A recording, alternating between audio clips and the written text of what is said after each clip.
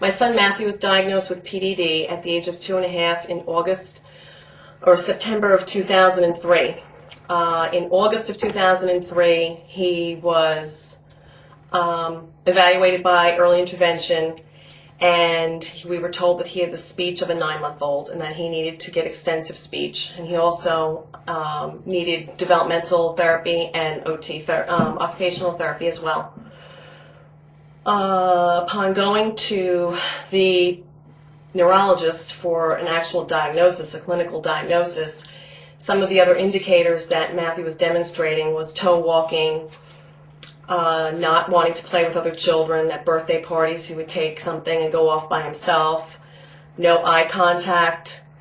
He had a lot of sensory issues, both actual sensory issues as far as his hands getting dirty, but also auditory issues as far as if the neighbors started their lawnmower and he didn't see them starting their lawnmower and all of a sudden he heard it, he would scream and cover his ears with his hands and come to you and rock and cry hysterically.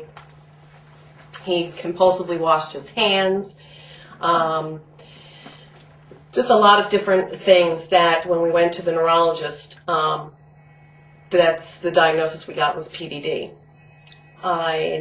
Prior to the diagnosis, we had already had Matthew, as I said, in early intervention. He was getting early intervention 4 hours a week. He also was getting an additional 3 speech therapy sessions a week, and he was also getting additional occupational therapy, and we had him enrolled in a preschool program for children with autism.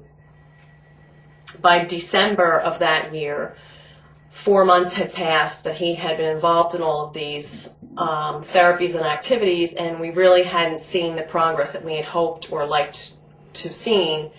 And Dr. Neubrander's name had been given to me several times in the past, and so I decided to call. And I called in December and took the first available appointment that they had, which was the 31st of January. And I got the information package from Dr. Neubrander and completed it and went to my first consultation with him with Matthew. And I remember that visit very well because Matthew was not able to sit still. He kept climbing out of his stroller. He was running up and down the hallway, he was screaming.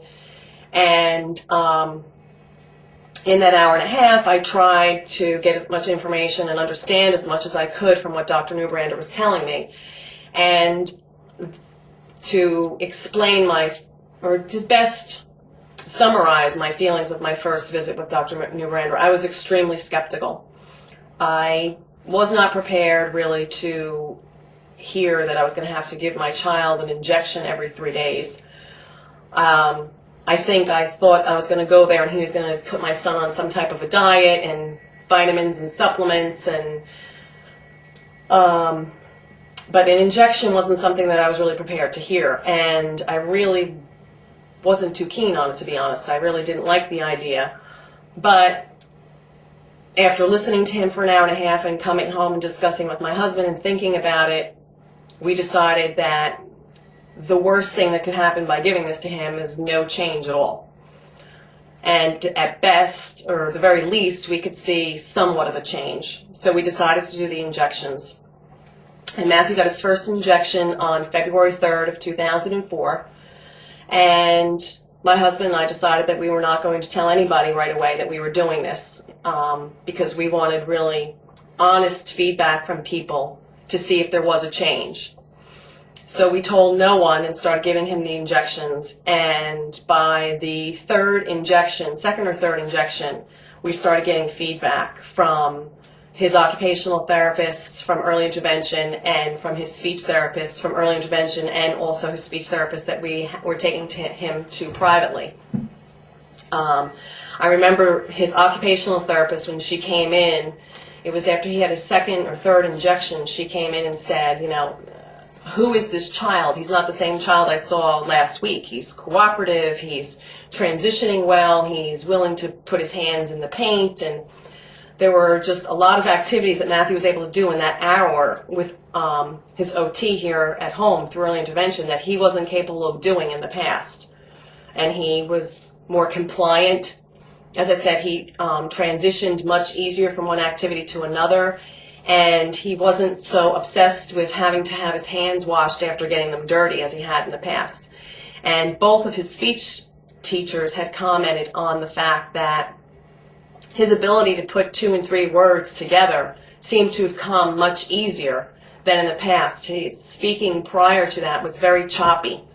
He wasn't able to say things like, "Mama, lollipop, please," where after he started getting the injections, the little ritual that we had with his speech therapist that came here through early intervention was at the end, if he did good work, he was able to get a lollipop. And he would always just say "Mama" and go and point to the pantry and grunt that he wanted a lollipop. And after starting the methyl B12 injections, he actually would get up and say, "Mama, lollipop, please," or "Mama, lollipop, please." He couldn't really say lollipop, but he actually strung 3 words together. And so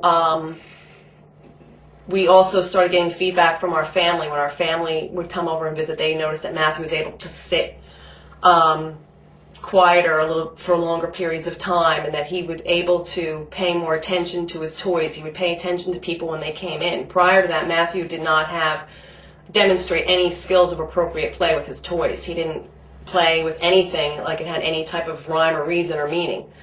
And after receiving the methyl B12 injections, he started demonstrating appropriate play. He started interacting with his cousin, who's 15 months older than him, a little bit better when she would come over. They would more or less parallel play, which before they didn't do that. They wouldn't even play in the same room. And so we decided that we would continue with the injections and do a follow-up with Dr. Newbrander in March. And our first follow-up with him, I do believe we had at least 40, a minimum of 40, I don't remember off the top of my head, but we had a minimum of 40 at least positive indicators from all the questions that he provides you on your follow-ups as to reasons that our son was definitely, had a significant, he was a significant responder to the methyl B12 injections. And I can tell you that subsequently, since that time, every single time we go back, we have positive indicators as far as reasons to stay with this. Matthew's been on methyl B12 injections for 14 months now. He just went through a 3-day reevaluation process this past November with our school district for placement. And Matthew tested out at almost kindergarten levels in 4 different areas of this test, as far as cognitive, receptive, language, his writing abilities. And I can honestly say I don't really know where Matthew would be right now if it wasn't for the B12, the methyl B12 injections. The toe walking is gone. Matthew makes eye contact almost all of the time now without even having to be prompted. Matthew's vocabulary is just phenomenal. I can't even begin to tell you the words that this child can say that we didn't know if he'd ever be able to pronounce. There was phonetics that we didn't know if he was ever going to be able to pronounce, as far as K's and TH, and he had a very difficult time with words that started with the letter H, like helicopter and hospital, and he can say all of these things now without any trouble. It's second nature for him. As far as he doesn't even parallel play. He initiates play with children in school now. I'm always being told how he is, the leader of the band in circle time at school. He gets up and takes the pointer and points to the days of the week and has all the other kids, say it after him. And he recites the months of the year. He sings his ABCs. And I can honestly say where Matthew is today, I was hoping that he'd be at this point maybe by 1st or 2nd grade. I never thought that he'd be where he is now prior to even going into kindergarten. And we honestly attribute it to the methyl B12. One of the questions on Dr. Newbrander's list is at the end is as far as, do you want to stay on the methyl B12, and what type of an impact do you think it has had? And the impact has been so great, not only to Matthew, but just to us as a family with the methyl B12, that I can't even begin to think about what our life would be like without the methyl B12.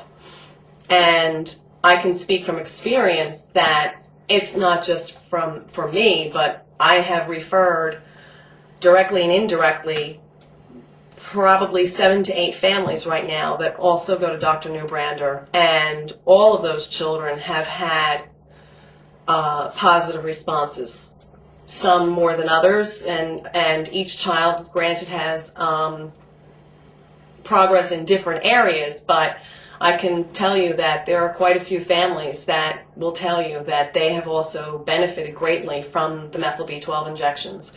So just as a parent of a child with a diagnosis and having numerous friends that have children with the diagnosis, I can tell you that collectively I wouldn't recommend this unless I firmly believed in it, and I definitely believe in it. I definitely see a positive impact in my son's life and everyone who is involved in my son's life. It's easier for his teachers and his therapists. It makes life easier for us, and it's just another way for our son to progress into just a more typical life and a typical lifestyle.